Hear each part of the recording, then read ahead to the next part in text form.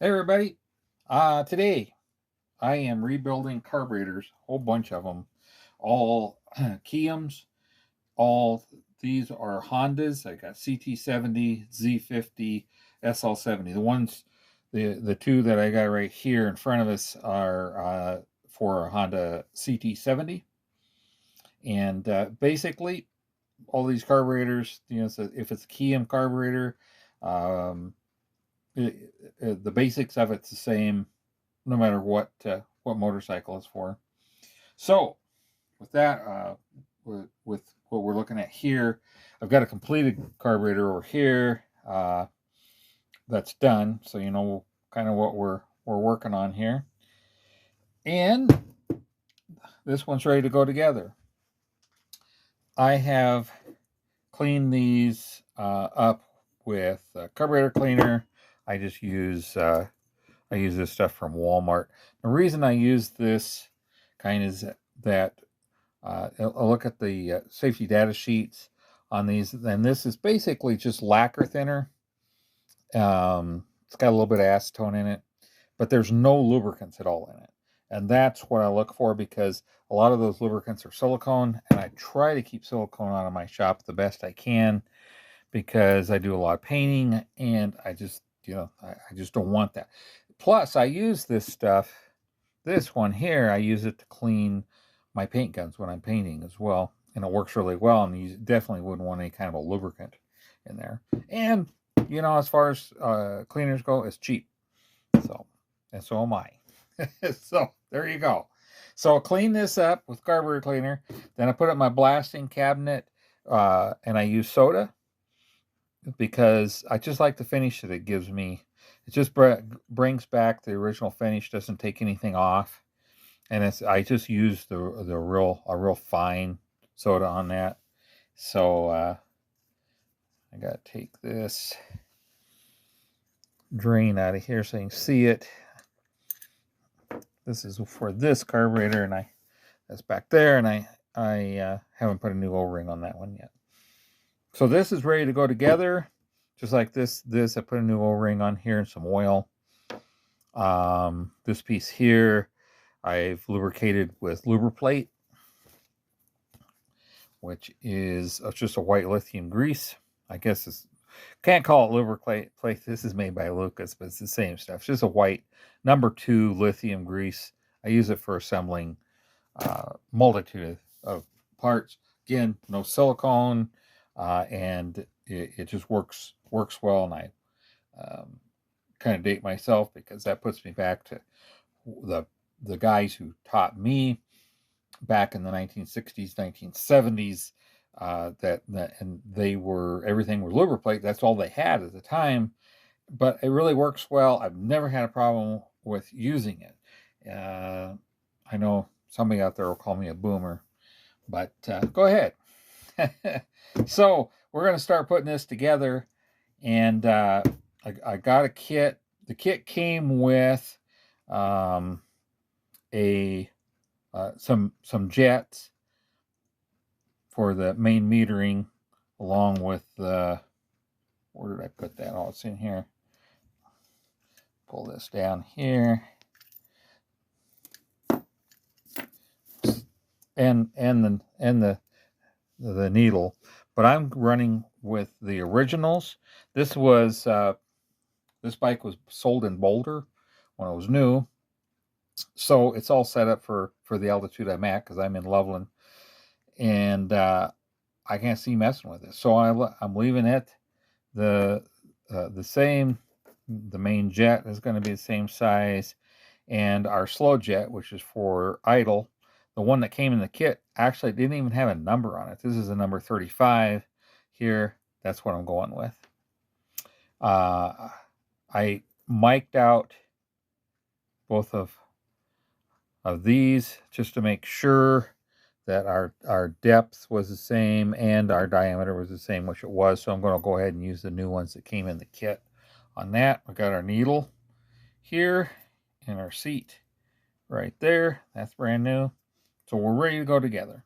I did soda blast the float and I stuck it in WD-40 overnight, just to make sure that it didn't have anything that would leak any liquid inside of the float, which is fine. So that's all going together. So let's get started. So we got our gasket here, and that came in the kit. That's new. I did not glue that in. It's just pressed in there. Okay. So if we can go with our seat, which is right here, goes in right here, and that is an 8mm. We only need two sizes, an 8mm and a 7. And then our main jet is there. That's a 7mm. So we'll go together with that. Change over to our 8. Tighten down our seat.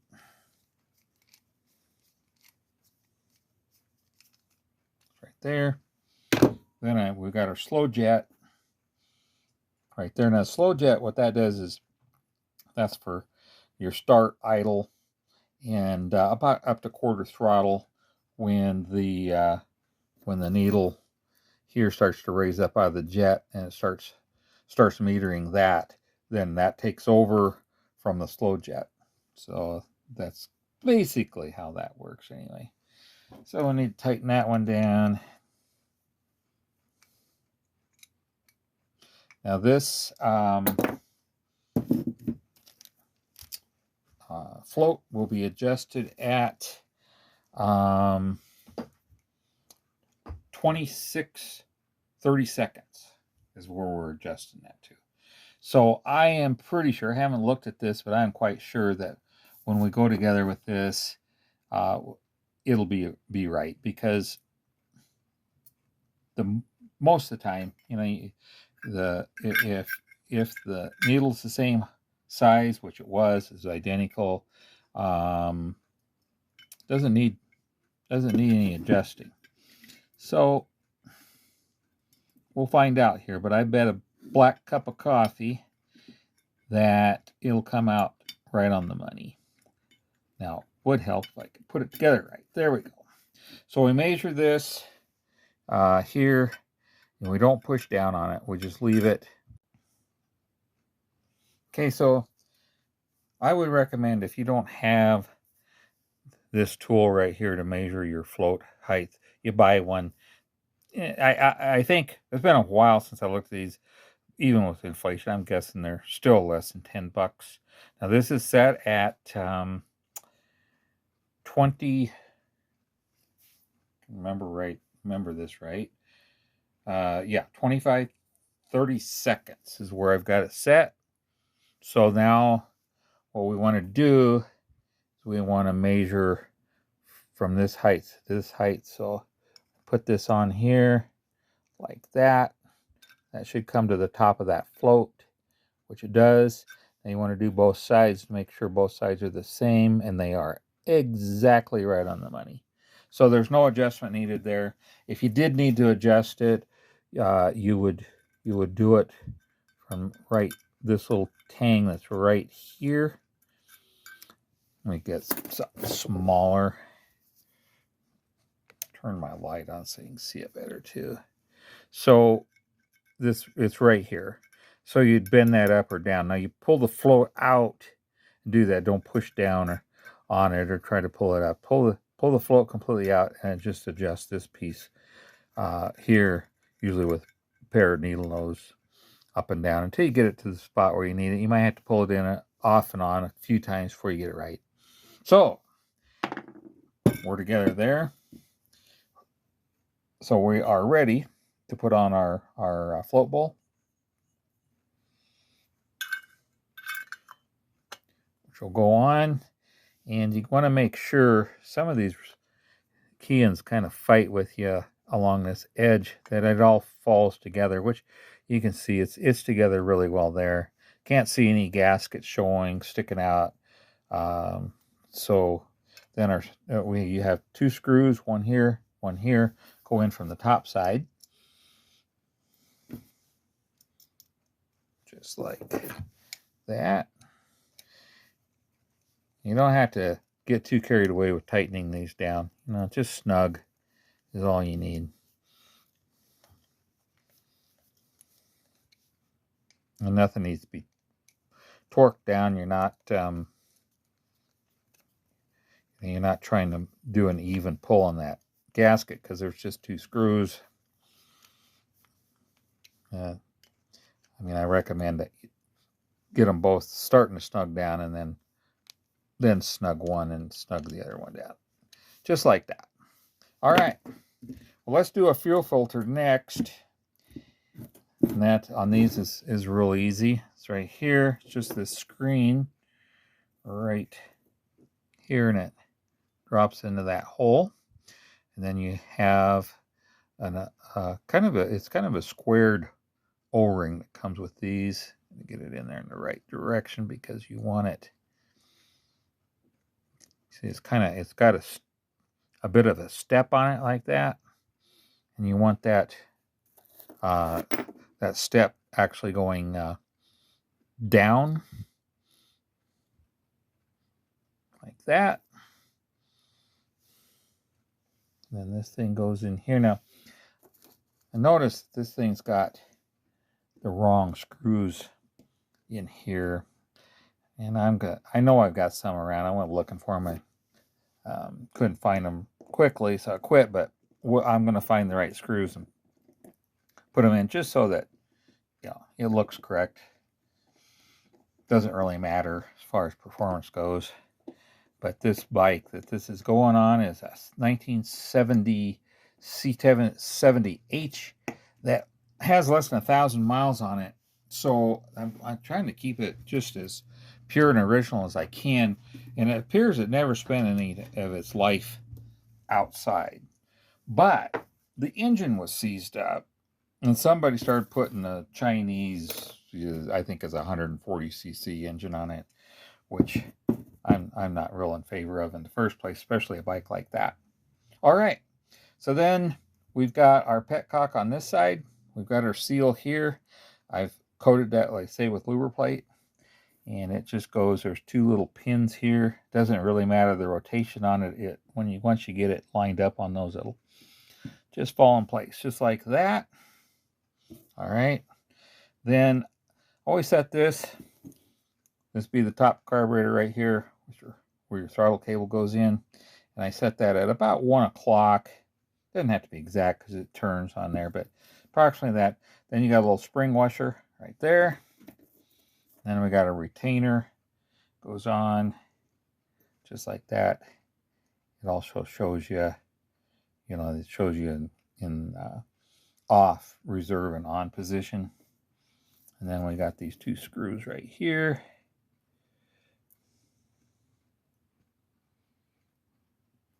I'm glad I remembered to turn that light on. That not only helps me, but I'm sure it's going to help you see it a little better too.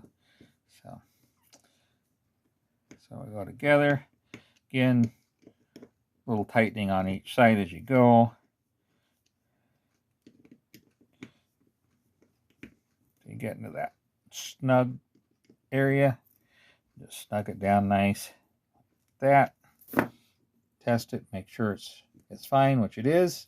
Everything's good. I've already done the choke on this because I was not going to fight with it when I had it on camera, because these are a little tricky and getting in there and getting everything started. But what you can see is that this is hex-sided screws.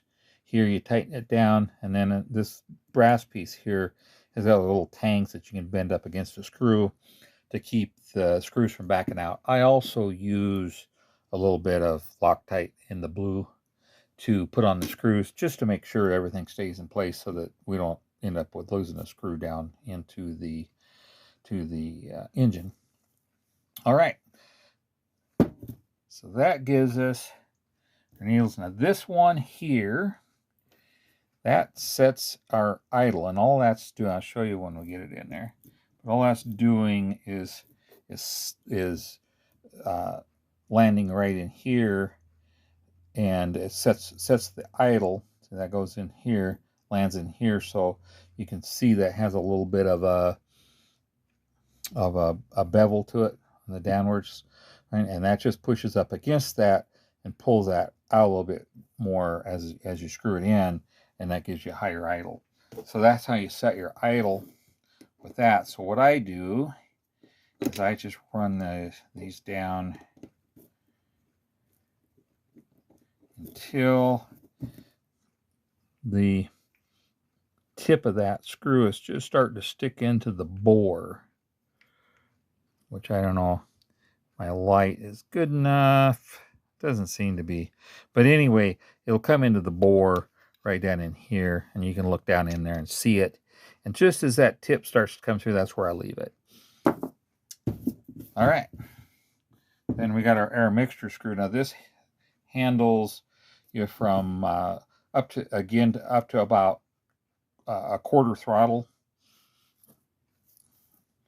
So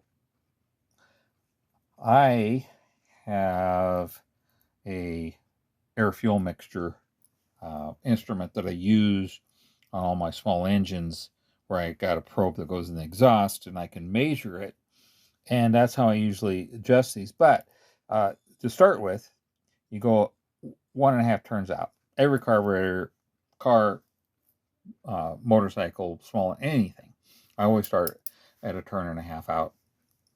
Generally, it'll always start there and run.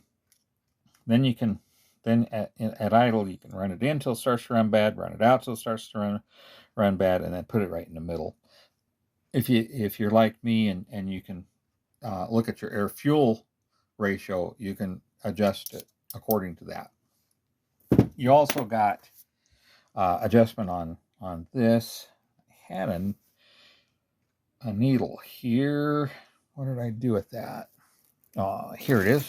Let me pull it out of this bag of stuff so I can show you the needle. This one's the one that came in the kit. Now, see, the smaller around this needle is, the richer the engine will run, thicker, lean it out. But you got this adjustment here. There's a little E-clip that snaps on there, so you can adjust this up out of the main jet. So, and the further you adjust it upward, the richer it'll run, and the more you push it down, the leaner it will run. So again, I use my air fuel ratio to do that, but you can do it off the seat of your pants too. I did for years and years. So I say you just look at those little grooves there, and that's your adjustment for that. And that goes in to your slide there. Slide goes in to your carburetor like that. And I say this here, when you screw it in, will make that slide so it pushes up a little bit further as you screw it in, so the higher the idle you get. All right. This got a new O-ring on it. I use, it doesn't really matter, but I use 3-in-1 oil on pretty much all my assembly stuff that I use. Again, it's just what I've always used, and it's always worked for me. So that goes in. That's just your drain. You can open that to drain the bowl, which is really nice because when you park it for an extended period of time, you can turn off your fuel on your Petcock, open that up, drain everything out, and it's gone. The only thing I got left, which I will epoxy it in, is I've got the screen that I need to put in, and I won't use the like JB will. I just use a standard epoxy. That way, if I need to get it out again, I can just heat it up and pull it out. I think that's it, man. Pretty well covered the whole carburetor. And again, I say if you work on a Keihin carburetor, that is pretty much the same across the board. 2 strokes are a little different from 4s, but still pretty much the same. Probably the most important thing is having this tool right here, getting those floats adjusted correctly is probably the biggest mistake that people make when they're doing this. That's about it. Keihin, which a lot of people argue with how that's pronounced. I actually I've always called it Keihin, but I thought, I should probably Google that and see. And there were a few arguments on it, but Japanese say Keihin. Translation is premium. So that's a premium carburetor is what in Japanese, what they're saying. All right. So with that, I hope that helped you with rebuilding the carburetor for your motorcycle or small engine. And don't forget to hit the subscribe button, hit that like button. It just helps me a lot in getting YouTube to push my channel a little further up, and that's pays for me making these videos, because time is money and these videos take time. So I appreciate it. Everybody has a really blessed day, and thanks for watching.